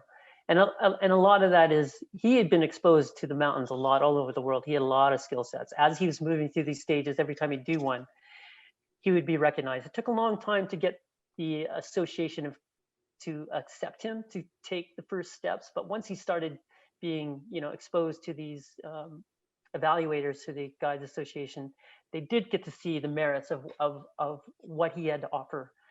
Part of that whole step in getting accreditation is to go get exposure to how different people guide. And he pretty much just been with me for a few years in my style of guiding. So he's trying to get other mentorship guiding in other places. So he had an incident in an area that he was learning how to guide, and he was doing some second guiding. He was a second guide in a group, and there was a large avalanche and buried most of the group, and he was one of them and was recovered but not alive. Do you feel, from your knowledge, that is there any takeaway from this accident? Is there anything that they as a group should have done better? Did you hear about that accident and you're like, that could have been avoided easily, or that was just, the nature of spending time in the mountains? Ken Wiley wrote a book called Buried, and he was the lead guide in the second group that was on Slope 2. It's a really great read about his experience because he was there. What the takeaway that I have from reading that book and understanding the situation is what you and I were talking about earlier, and with our audience here. It's important to say what you need to say, and you owe it, not even to yourself, but you owe it to everybody to say what you want to say, what you need to say. And if you don't, you're negligent. So I think what it comes down to is everybody should communicate what it is they want to say and say it. And I think if the groups had really good communication skills at the time, there had been more input about what it is that was going on, and maybe we might have averted the fallouts of that situation. Yeah, I mean, that one's just taking that in is just wild, because like a lot of us who are listening, including you, me, everybody, it's like we spend so much time out in the mountains, and there's like this it's like a shark in the ocean. You know what I mean? You pretend that they're not there so you can have the fulfillment of being out in the mountains, but you always have to have a level of like your guard up. Like I feel like sometimes I start goofing around up there and having fun with my friends, but there's a level of when you're out there, unless you're in a safe tree zone where there's nothing happening, there's a level of like, I'm protecting myself and I'm protecting my friends out here. And like these, especially like having, like there's a lot of people who haven't built the relationship that I have with my backcountry crew. We've been filming together for 6 or 7 years now. And it's way beyond just snowboard people going out there to get video shots. You know what I mean? It's like we're like brothers. Yeah. So there's a level of like, I'm responsible for my brother's lives out here. And if something happens because I wanted to be goofing around and not taking that day seriously, like, you know, you have to live with that. So there's a level of like, when you're out there, I don't want to emphasize that like, oh, if something happens, it's on you, but like you need to be serious when you're out there because it's a serious place. You know, there's a level of respect that you have to give to the mountains because that's their home and not yours. And yeah, I don't really know where I'm going with this other than, dude, like Yeah. respecting the mountains is so important. I mean, it's what motivates us to go there is to have these experiences, to have these challenges, rise to the challenge and be the best you can be. And when you are that in that moment and you have accomplished what it is you've set out to do and it's been exhilarating, that's part of being why you go out there. That's not to say that you have to be scared all the time. And it doesn't mean that you have to have a negative connotation with the mountains. It's an amazing place. It's so positive to be there. You feel so alive, which is why we're here. What motivates us to be into the mountains. But as you said there, which is so important, my favorite joke of all time, just a sideline. Jody, why are we so bad? Why are Canadians so bad at telling jokes? Because we're always sorry for saying them. Timing. So it's all about timing there. So there's a time and a place to be real, be serious, and there are times to be light and joyous, and they can ride in parallel. And when something goes awry, you have to be able to put on that big serious responsibility and do the right thing. But you gotta be motivated to be positive with what it is you want to do too. So I'm curious to ask you because, you know, Craig, big in filming video parts, Travis Rice, like you mentioned, you've worked with a lot of these people, Mark Mcmorris, you know, Terry J, like you were saying. I mean, working at Baldface, you're surrounded by guys who've dedicated their lives to being in the mountains and filming video parts. Do you feel that using an avalanche shot in a snowboard movie is that acceptable? Is that over glorifying, you know, the rider outrunning an avalanche and it's always everyone's favorite shot in the movie? Or does it show people that avalanches are real and we deal with them on a, you know, regular basis, but we do our best to avoid them, but they still inevitably happen? Like, are you for using them in a video, or do you feel like that's some sort of faux pas? Gosh, there's a really great video that came out last winter. I can't remember who it was. It was a pro rider, female pro rider. Leanne Pelosi, I'm pretty sure. Right. Yeah. That was fabulous. How she laid that out with understanding and saying in this vignette what the issues at hand were, right? She laid it out prior, right? And that she kind of rode a line that is a big, serious mountain line. And then, you know, she had a plan of how she's going to ride it. And she understood kind of like what the possibilities of the consequences were, but weighed it accordingly and initiated and took it on that piece of terrain in a really good way. I thought how she rode that piece of terrain was brilliant, that she actually saw that and said that it could occur. There could be a small slab avalanche, could occur where it did. She was on a good spine. And as it broke, she was exposed to it toward the bottom of the run out and was able to move through some moving snow while it was slowing down in its run out. So that she was able to show and communicate with that audience that there are ways, we are going to ride big terrain. There's no doubt about it. I mean, to say that you're not going to go ride big terrain, well, that's fine, but people will. And I think how she laid it out with understanding, she had come up to Baldface to take that course that you took, risk and maturity course, and she did a lot of the right things, and how she laid it out was well done.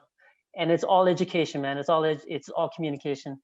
It depends on your intent. If you want to glorify it by your invincibility and your ego, I'm not into that. But as she laid it out, she was brilliant with it as an educational tool. I think the exact same. I'm totally pro posting an avalanche shot in your video part, and especially if you use your social media platform to say, hey, like Leanne did, and clearly describe like, hey, we knew that day had these, we assessed the line, we talked about it with the group, everybody was comfortable with me riding the line.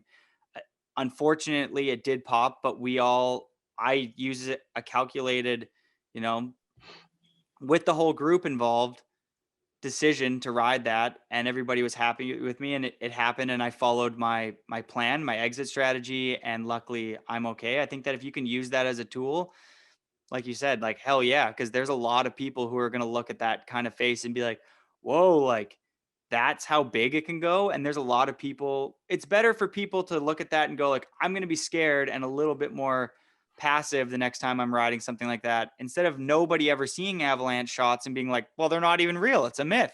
Like the fact to show that pro snowboarders, when they're out there in the backcountry, yes, we all avoid them, but every year there's a few of them that happen. And I think that if you can show them as an educational tool, I'm with you, I'm for it.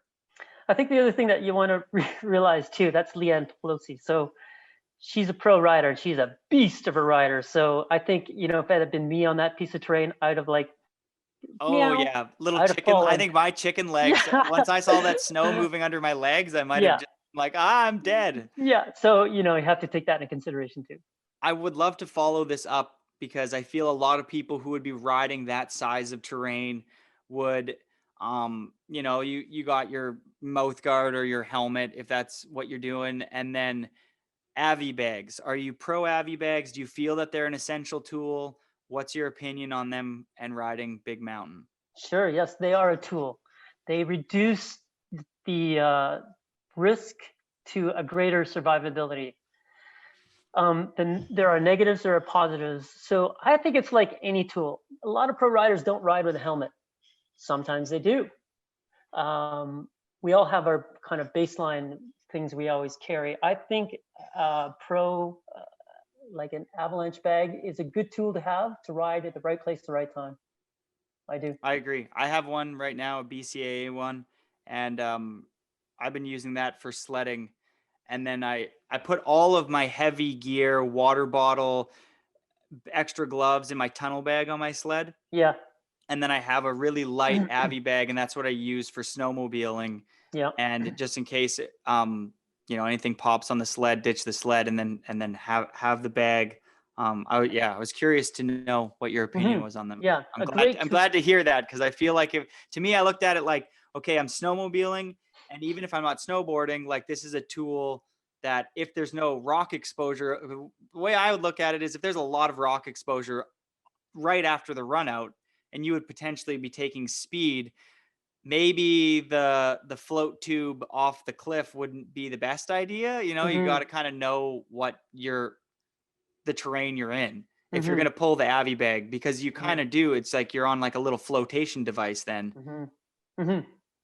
Yeah, there's different characteristics of how you will run through the moving snow as it avalanches, be it that you probably be a little bit more on top. So sure, you might be strafed through the small larches in your avalanche path, for sure. There's better places to wear it. I think, maybe the higher, bigger terrain in the Alpine is the best place. The other thing to consider that you're discussing there statistically, it shows better efficiencies and effectiveness for saving your life if you're able to pull that bag at the higher point of the avalanche slab.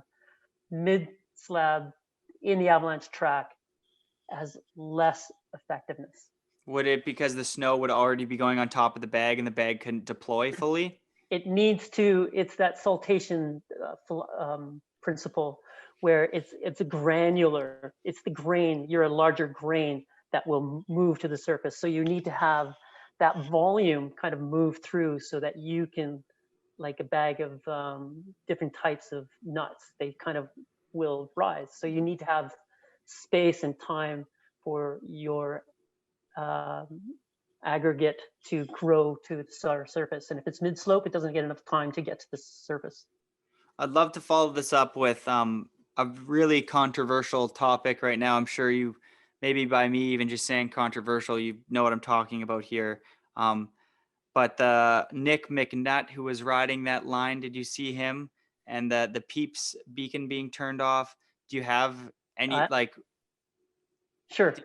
I will talk to you about that. Yeah, because I mean, to those that don't know, a skier was riding a line. The pillow broke off at the top. He was going through a chute.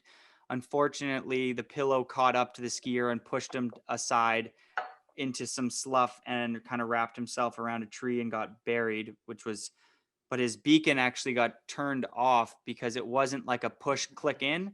It was like a push button and it slid to the off section. And luckily, his team knew what they were doing and they got him out. So I would love to hear you kind of elaborate and your thoughts on that whole situation.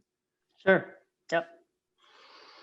A couple different stances, be it I'm a professional with the association, Canadian Avalanche Association. Our stance is to talk to the manufacturer and see what they have to offer to rectify that. And I think they've been suggesting that you can send in that model for an upgrade at no extra cost. Okay, that's my professional association stance. What I have seen in my life, I've seen a lot of trauma to people that have had avalanches. I have seen transceivers turned off inadvertently in avalanches. So I would say if you have a transceiver that has a plastic switch that has years and years of use, exposure to sweat and salt and maybe even sun, sure, it breaks down like any of them, like any device. Any tool you use, it should be as best the tool it can be, especially if it's about your life. So if you have an old tool transceiver that has a crack in that mechanism, don't use it. I don't want to see black tape, duct tape on it to try to do it, which you used to back in the day for some of the other devices used to have a slider, and the slider used to get old, and people used to put a penny on top and a tape. And I mean, you know, they get old, they break down. You can't, I wouldn't want you to just rely on someone manufacturer's fault. It's a trauma. It was a traumatic incident that turned that thing off. Sure, the device, there are better switches and stuff like that, but make sure you check your equipment in all of it, and it all has to be working as best it can be. And switch it off, man. If you, I mean, get some new stuff, I mean, is what I meant to say. If your transceiver is getting old and that slider is getting weak and it's got a crack in it. I mean, I'm a painter by trade. That's what I do in the summertime. Mm-hmm. And if you have a bunged up roller, some old brushes and stuff, you can't tell me that your cut lines are going to be as nice as mine. It's like your tools, if you're really a tradesperson, so that person's not going to want a no-name, you know, drill, etc. They want the brand, and the reason why they want a name brand and a tool that works, you know, is because they need that tool because it can show that they do a better job with that tool. And so if your tool, like you said, is used and abused, it's like that tool isn't just something that's, you know, kind of important. Like you said there, that's a lifeline for not only yourself but your crew. And if you have a tool that you're taping a penny on to make it work. Maybe it's time to invest in a new tool. Totally. And, not to say that his tool wasn't, his tool was old and wasn't working. I don't know those details. No, exactly. But it's incumbent on you to make sure that your devices are working well. And shit will happen. As we just said, avalanches are freaking violent, man. And they'll rip things apart. They break up trees. If you get strafed through a small tree, I mean, odds are whatever the transceiver was, and I have seen other transceivers do the same and break, resulting in not finding bodies. What transceiver do you use, and which one do you feel is the best out there at the moment, or a few, whatever? Sure. Yeah. So you as you laid it out there, I do guiding and teaching, and boy, it's been so cool to see the evolution of these mechanisms being as good as they can be. With the frequencies they use, they've changed, and the way to find a buried transceiver, to find more than one, to find more in close proximity. They've all have their variances. I have been fortunate to be a part of the digital transition from the 90s to now, and have evolved with the Mammut Berry Box. That's been my evolution of its inception to it is now, and I've kind of grown with it and into it, so that I feel like I'm a part of it and I understand it the best. That's the tool I use. I use the same one, and I've had it for I've had two of them now, but yeah, I have a level of comfortability with them, and I like that product as well. It's all about you and practicing with it. It's not really so much about the tool. The more you practice with it, the better you'll be with it. And you've heard me say this before. If you ever need to use this transceiver, you're gonna wish you'd practiced more. I guarantee it, for sure. If it's not just overall in your life, your career, it's just maybe at the beginning of that season or whatever. So, and as you've been alluding to with your group, to be an asset to your group and feel strong and bonded to your group, if you are really good at transceiver practice, you're a great asset. So be that person.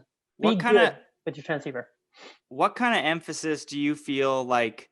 There's a lot of backcountry crews, whether it's like Burton or, the Man Boys or Powder Hounds or whoever, Gigi, Nicholas, Pirates, all over the place.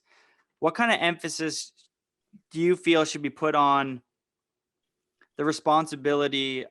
Like, there's a lot of new kids that just join, whether it's just, and I feel like a lot of kids just like, oh, you film for this project, therefore you go out and film with these guys. You meet in the parking lot at 7 a.m. Everyone kind of just feels that, well, I don't know these dudes, but I've seen their parts and they ride backcountry, so they know what they're doing. I feel like there should be a level of like slowing down, meeting up with those people. Do you really have an understanding about, backcountry safety? Because those people are your lifeline too. Like I said, I fortunately have spent the last years riding with my crew, the Man Boys, and I have a huge level of trust in all of them. And whether it be eyes on me, whether I know they have all the proper equipment, they know every ridge that has a bar of reception, they have a satellite phone. It's like our crew is dialed, but I couldn't imagine if that crew dissipated and I was put on a new crew, I would be very concerned that maybe people don't know as much as us and et cetera. And I feel like there's a lot of young kids that get thrown in the mix that maybe don't know a lot, and they feel pretty, they're almost embarrassed, you could say, that they don't know a lot, and they feel like they should because, they're a level of this at pro, and they feel like, well, I don't want to tell anybody I'm not really epic out there because people just think I am because I happen to be really good at riding the terrain. Therefore, I should be good at safety as well. There's a point in your career where you are going to be a mentor, and there's a responsibility with that. So you kind of have to take these people under your wing, and you have to develop them and develop your skills as well in communicating with them. and getting out of them what it is that you want to know. But you know, because they're going to bring skills to the camp as well, man. They're going to have new ways to look at a jump, a landing, a tweak than you do. Be that the younger, that's just the way succession is. Big So time. you do have to be the mentor. You have to bring them on, and if you establish a good way to bring them in an environment where they feel that they're heard and seen, they're going to give themselves to you of what they don't know too. So yeah, I don't know. I think bring that them was under your perfect. wing, man. Yeah. And I mean, not for me personally, I haven't had um, I haven't had to really wing anybody younger yet because there's not a lot of kids diving into the backcountry. I mean, there's lots of kids that are accessing the backcountry on the mountain that I spend a little bit of time riding with, whether it's like in Whistler, like the mountain kids, et cetera, that crew, and they ride a lot of backcountry. And of course, if I'm out there with like my friends Derek and stuff like that, I mean, any knowledge that I can have to share with them while we're riding, even on mountain inbounds, Hmm. I feel like it's still important in those times to, if you can slow the crew down and be like, hey, like it is sketchy, like this is how you should be acting, because Right. without you knowing, like if you're the older guy, people are looking up to you, and if you're just this loose guy, they're like, oh, that's just how it flows. And that, like when I first moved to Whistler, a lot of the guys that I looked up to and went sledding with in my early days were pretty loose. I mean, it was Yeah. fun, but like I also, knowing what I know now, I'm like, wow, that's not how I'm gonna mentor somebody. Yeah. Exactly.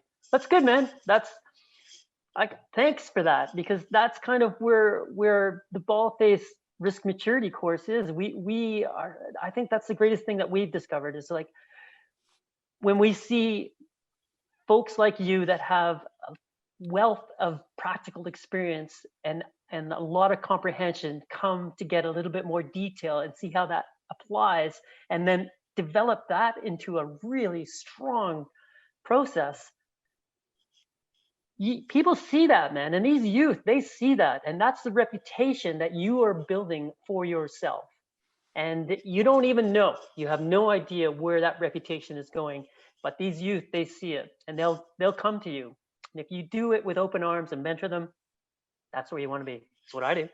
I mean, that's the whole reason for this episode, is to shine Right on. light on that, in that like every kid does it. I feel like a lot of kids that ride rails and stuff like that, they'll be like, oh, I'll tune out. But I guarantee you, when that kid from Minnesota or Bear Mountain shows up and they get to go ride at Baker, or they Oh go to yeah, Baldface because they get a lucky ticket to go ride there one day, sure. it's going to feel nice to have like educated yourself to a certain extent. You know what I mean? I get that you live in Minnesota, but don't tell me when you get the opportunity to go ride POW in the back of Whistler Blackcomb, you're going to say no. Yeah, absolutely. It's like you from Winnipeg and me from Toronto, man. It's just like we want to go places and we want to see the world. Okay, so what's in your backpack? I feel like a lot of people would love to know. Let a quick overview maybe of, if you were going out into the backcountry for the day. Obviously, you're not intending on staying the night. A full 12-hour shift. It's going to be a sunny, clear day. What's your like? If you're snowmobiling or maybe splitting, maybe you could put those two together. And what would be in your backpack, and what do you feel would be kind of important for that day? Sure. Yeah. Like you just kind of alluded there, the plan with who it is you're riding with, and what your plan is to the detail, right? So, and then having that laid out to someone before you go, and them to understand how to do a call out if you're not back at a time that you allotted for that. That's an important thing to do. And then, with your group, have everybody's discussion about who is going to carry what, who has the communication devices to talk to each other, to talk outside of your group for a call out for rescue if need be. And then, sure, all the standard things you need with the sled. Everybody's got to have your sled, filled up prior and running right. Same with the trucks, where you're going to rendezvous. everything's charged. Carry a couple of those extra battery packs for the cell phone, those, or at least one per person. And and then as far as the pack proper, again, we talked earlier about airbags, and not generally, unless you think, I don't carry an airbag pack much. Once in a while, it's a tool to have. If I'm going to be split boarding, I don't. I carry, what's important to me when I'm going to be splitting is to being light and ambulatory. So it's a balance point. A lot of the things on my pack are dual purposed. I make sure that I have a saw that cuts wood, and I can start a fire. I think being able to do that just gives me a comfort that if I need to dig in a snow cave, and I know how to dig a snow cave, and I have a fire, it's, everything's inconvenient. It's not life or death. It's just inconvenient. And then, of course, you need to have all your tools. The thing about my pack is that, as I said, things are multiple use. It's pretty light, and everything is exactly in the same place all the time. Like, you dial in that thing.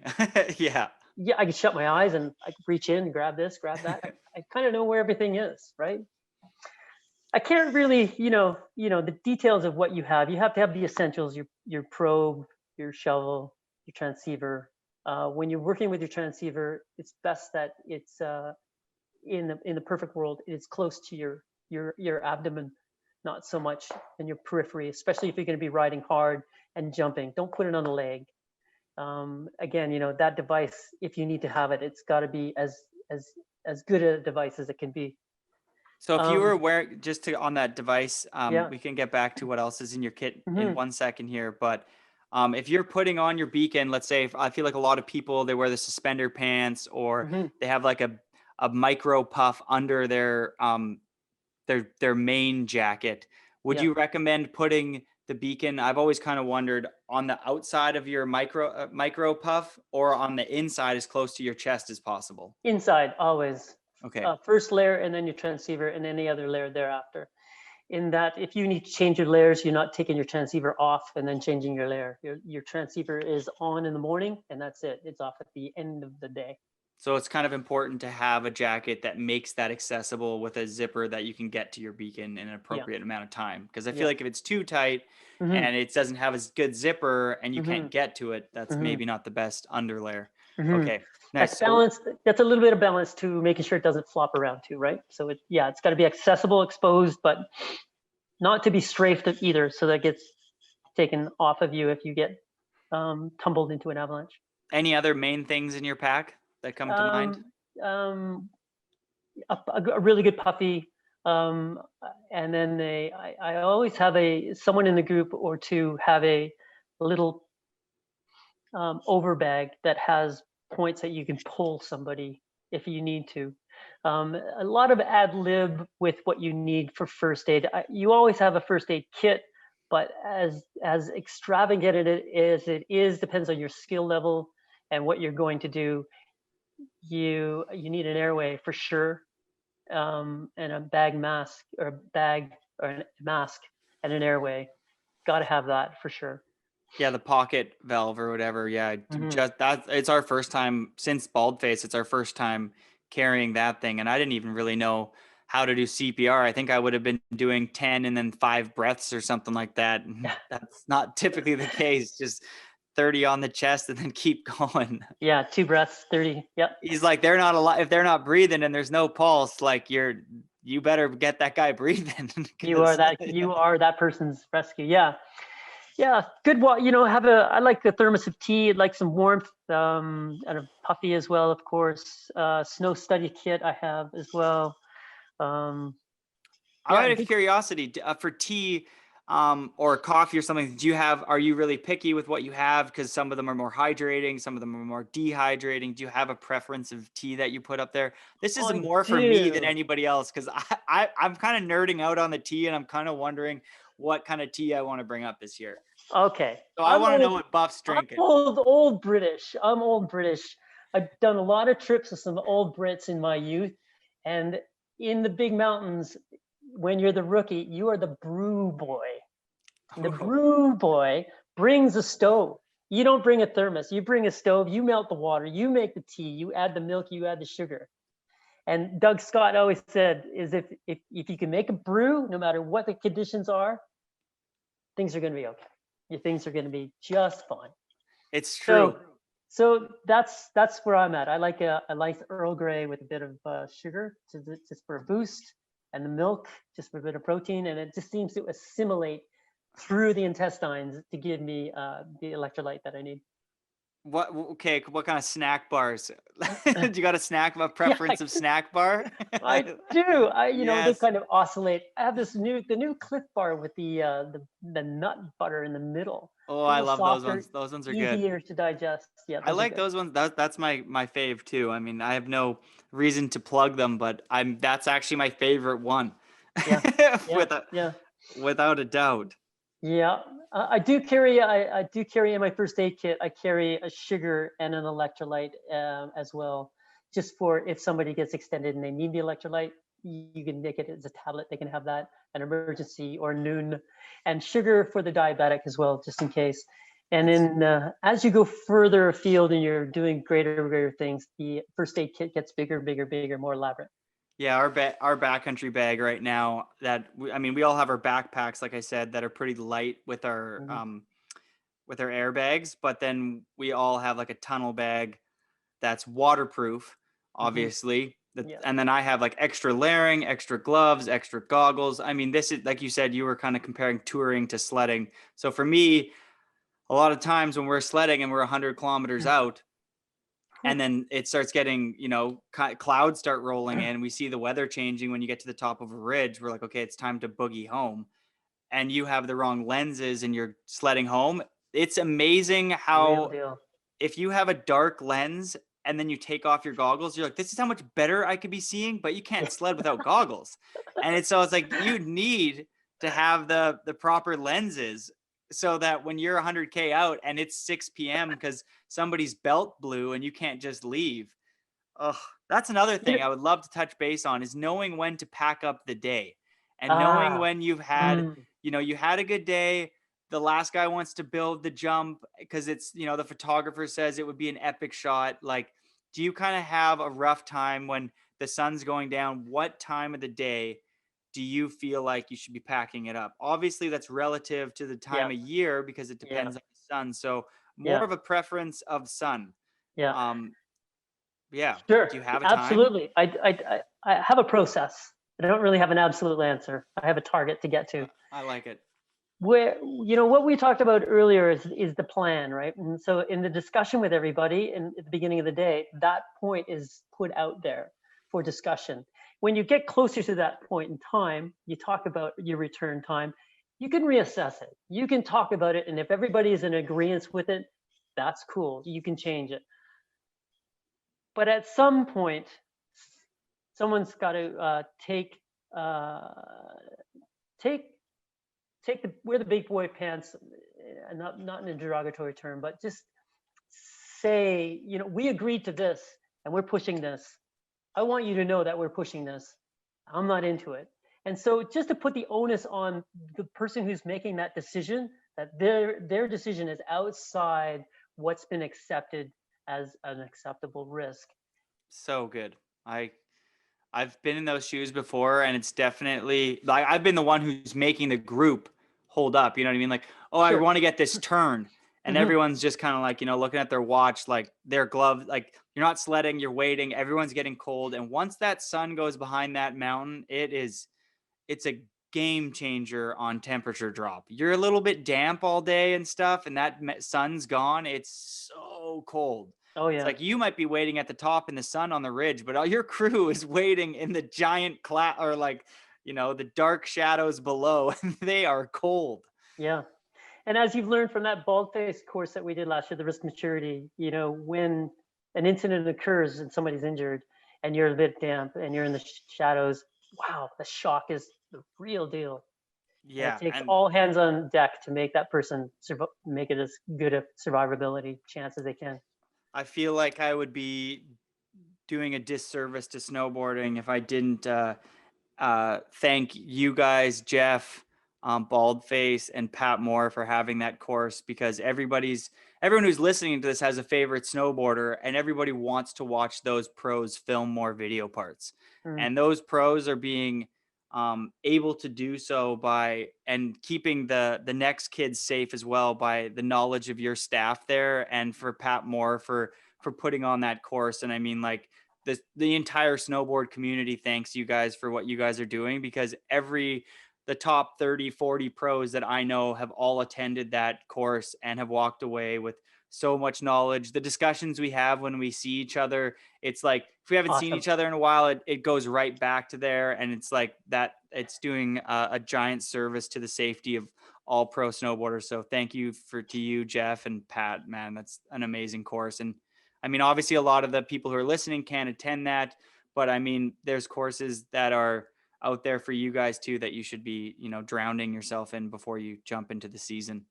Right on, Jody. Absolutely. Yeah, man. With you 100%. Nice. Well said. Thank you.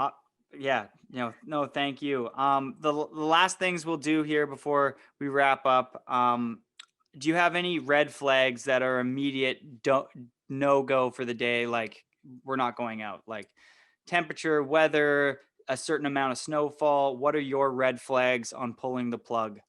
I don't know as I pull the plug. Absolutely, I will change course in my objective, which is important to do anyways, even if it's a double green light go day. Just be ready to reassess. So if the hazards change enough, you just change it is what it is you want to get. Maybe you're not going to get the shots of jumping off something or a big alpine ride, but maybe you're going to find a really cool set of trees to ride and stuff. Just change the objective. The things to consider, as you just laid it out there, for what to be aware of in the big changes outside of what's been your plan prior in your avalanche forecast, your weather forecast, and your communications plan. Mostly, as you just laid it out there, the sneakiest thing that kind of catches me is those small little changes in the weather. Temperature, as you laid it out, a bit of a change in wind. If wind changes direction from what you're normally used to seeing, because you're not used to seeing it, you don't have that human process of having that heuristic where it helps you make good decisions based on experiences you've had in the past. So when something changes outside of the norm of how you see things, it catches you off guard. That's kind of something you see a lot. All of a sudden you get a southeast wind where you're normally used to seeing a southwest wind. So that little bit of a change will often catch you off guard with a little bit of a wind slab that you've never seen before on a slope that you normally have ridden. So those subtle changes in weather, I say, are things to be aware of in situ, but just be ready to change at any time. Amazing. I feel like that's a big thing, is that people are set, especially snowboarders, like you said about Craig Kelly in the middle there, about how stubborn he could be or how motivated he could, when he wants to do something, he's going to do it. I feel like that's something that's really prevalent in our entire culture. And when somebody who sets out to do a line, or they're hitting a jump or a step down, or they're riding this pillow stack, or they're riding this, shoot or whatever, they manifest it for days, and then they're like, and Wednesday's the day that we're going to do this. And then if weather changes or snow conditions change, or, whatever, lots of factors, if any of those change, it really puts the rookie to the veteran in, it shines when like someone like Travis Rice is willing to be like, that this is what we all want to do, but I'm pulling the plug. Like, and the amount of times I've heard that someone like Travis or John or Gigi or DCP or any other veteran has been like, this was the plan today, but we're not doing it anymore. Where I feel like a lot of like learning people like myself, you get so like, no, but I needed that front three off that thing today. Like, that's what I'm doing. And it's like the froth and the stoke, but knowing when to be like, you know what, due to these changes, we're going to change the plan is so important. So thanks for elaborating on that. I couldn't agree more. Yeah, well said. Exactly right. And it is really cool to see people with more experience, making good calls. All right. So finally here, I did a little post. I didn't want to give away who was going to be on the show, but I just shared. Does anybody have any questions for a backcountry guru? And just some people who follow the Instagram account. There was way too many to go through, but I'll just give you a few questions that people had, and then you can summarize with just like a short sentence. Somebody says, "What's the best way to stay warm, not using super heavy layers?" I'm assuming you would just, well, it's maybe Sure. not the best question, but Sure. No, that's good. Wool. from Blue Pink Stink. Okay, blue pink stink. Wool. Wear wool. Oh, you know what? Sorry, love wool. yeah, I think you read that question right, and I think I maybe worded it wrong. Best ways to stay warm and not feel heavy with layers. So yeah, you were just saying wool. That makes sense. Okay, perfect. Wool. I wear wool in the bottom line. I wear a thin acrylic thereafter. It breathes a little bit better. It gets wet, stays a little bit more thermal. A thermal layer, and then a thin movement in my jacket. I have two toques. I wear a toque for moving around, sweating and stuff like that. But when I have to stop and stand, I change to a dry toque. Oh wow, that's a pro tip. I love that. There you that is go. Okay, Rob LeMay, who works at King Snow magazine, was saying, "I want to buy a satellite phone. Which one do you feel is most reliable?" The Iridium has the latest satellites that have gone up. That's a really good one. Think about using the InReach as a device. It's a pretty good device. It's small, and if you use it well, it works well. It's a two-way communication device, as well as radios, etc., with your group. Exam Test asks, best way to practice rescue skills on your own. Well, rescue is quite an elaborate thing. If you're going to do some transceiver work, that's a good thing to do on your own. Do not throw a transceiver in the snow. Place it on the surface, that's okay. In different configurations, try close, try different angles, and then learn how your transceiver is talking to you. Learn how it's okay to see what those transceivers are, but just to understand how they talk and how they communicate. That's a pretty good way to learn how to use your transceiver if you have no one else to help with. As far as what you and I talked about earlier with ropes and stuff like that, yeah, read anything and then find a little bluff, and then just try different things, and throw your an empty path with snow in it over the edge or something like that. But amazing. There's lots of different things. Noodle Boy Sends asks, how many pits do a backcountry team typically dig in a day? That's a really great question. Really, understanding the mountain snowpack is a process that starts at the beginning of the season. So already I know there's been snow in October, and now there's been a rain. I know there's going to be a rain crust on an early basal snow that's going to be here into perpetuity for the whole winter. So as the snowpack builds, I see it in my mind's eye all the time. And as a professional, that's what we do. So you talk to Avalanche Canada for what they see with their avalanche and mountain snowpack. You look at what other individuals have to say, local ski hills, and then when you go and do a snow profile, you're going to confirm what has already been found out there.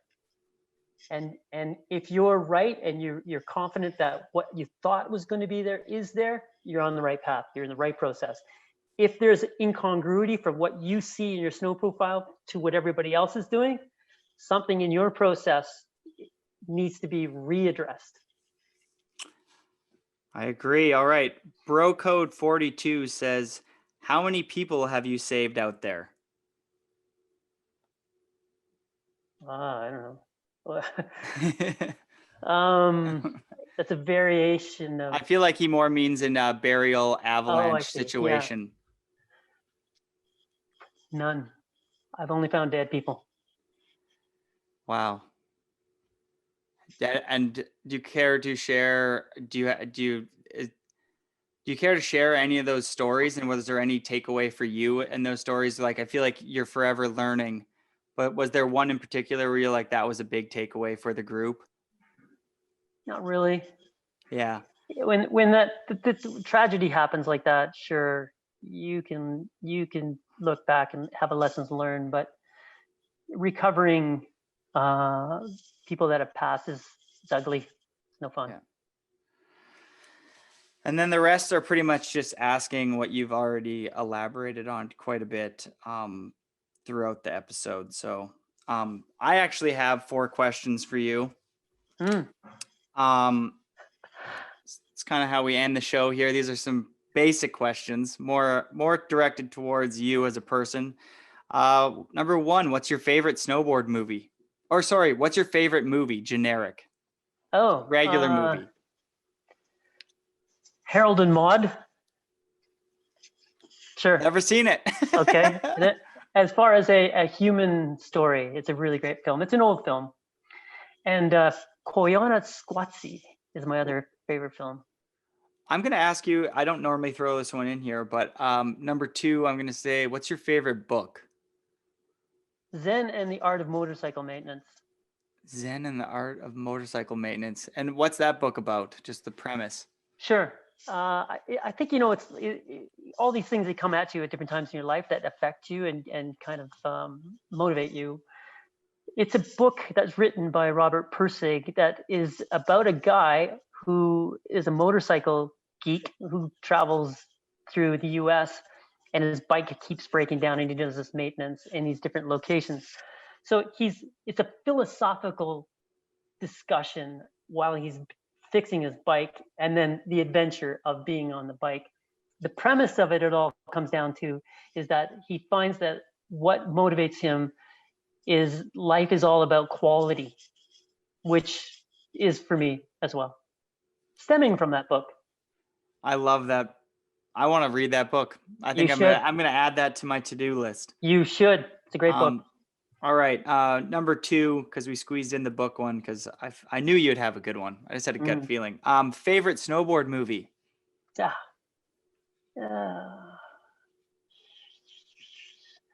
like That's It, That's All. Nice. Yes. It was so fun, so powder.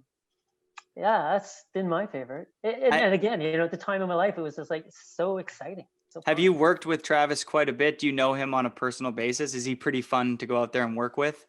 Yes, I do know him very well. We hang out when he comes to town, and I took him to my yoga shala last time he was in town. Awesome. He has a strong practice. He's really great. Anyway, yeah, we hang. He is great to work with. That guy has a lot of what Craig Kelly has with drive and determination and focus. He's amazing, really amazing. Yeah. So what was the question? No, I mean, that's all I want to know is like, I'm imagining working with Travis is absolutely incredible. I also feel like he's a really good advocate for younger people who want to get out into the backcountry. He sheds a lot of knowledge on, you gotta inform yourself. He's like always, every video he shines a little bit of light on the importance of knowing about when you go out there, there's a danger. And I mean, he constantly, just like Baldface does and Pat Moore, is shining light on, I don't want to use the word cool, but making backcountry knowledge the norm. Like it's the norm if you're going out there to be informed. Exactly right. When Dark Matter came out, yeah, and they had all those special effects, those are really cool. When he rode that spine, with that God, big hole, I wrote him and said, dude, I mean, you scared the shit out of me just watching the film. I just can't imagine you taking the responsibility to do that. But I said, kudos to you. Hats off. You are Travis Rice. Way to be. I love that so much. All right. Number 3 here. One piece of life advice. Be curious. I love it. That's perfect. Number 4, one random fact about yourself. I'm not religious, but I'm spiritual. I taught Craig Kelly Tai Chi. He taught me yoga, and I have a strong yoga practice, and I meditate. Out of curiosity, how long have you been? I just started trying and dabbling in yoga. I've realized now after having multiple people on the podcast and how much I realized that everyone in snowboarding, a lot of the pros, do a lot of yoga. And I used to kind of just deem it as stretching. I've been well informed that it's a lot more than just stretching. It's like, breathing and, much more, and it's a lot more complicated. Do you care to elaborate? What does your practice look like? Like, what does a routine look like for you? Sure. Yeah. I think the whole thing, as you laid it out there, really is about the breath in conjunction with having your body move in a point in time when you don't have to think about the movements. It's a meditation of movement, and the breath is kind of this baseline of where your mind quiets, stills, and just moves through your body in this breath. And when it comes to finding a limit on your physicality of flexibility, strength, and or balance, it's interesting to be in this place of just presence, and then kind of coming to this awakeness of, ouch, that hurts, oh, that hurts, or I don't have that balance today, or whatever, to kind of come to these learning moments. And that's what I find. It's like it's a constant place where you learn every single time, which is about life. It's just a reflection of how you can see your life. It's like there's stay open, stay aware, be curious to seeing what you can learn in your life. I don't even want to follow that up. I feel like that was absolutely perfect for the ending here. John Buffery, you're a legend. Thank you so much for everything, man. The snowboard community thanks you. I mean, yeah, thank you so much for coming on the show. I really appreciate it, buddy. Big fan. And looking forward to everybody having the most important takeaway, to just, get informed and, take a course. And, if we can help a few crews make some better decisions, we've done our job with this episode. So thank you very much for coming on. Pleasure, man. Great hanging with you, Jody. Once again, really great, man. Looking forward to the next time. Let's do it. See you, pal.